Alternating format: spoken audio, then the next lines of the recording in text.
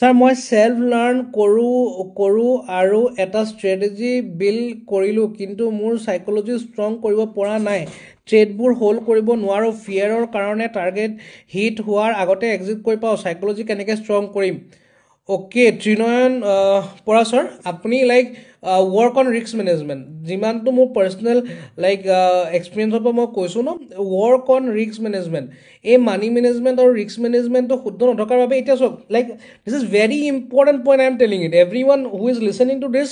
Please keep it in mind clear This is very important point. Psychology কেনেকৈ strong কৰোঁ like I have trained up more than 5,500 students. So ইমানখিনি মানুহৰ মই psychology I have studied clear. So thing is that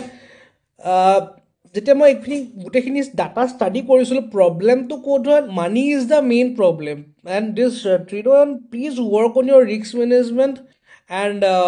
money management সেইটো যদি তুমি শুদ্ধ নকৰা ন সেইটো তুমি শুদ্ধকৈ যদি নাৰাখা you will do the same mistake again and again.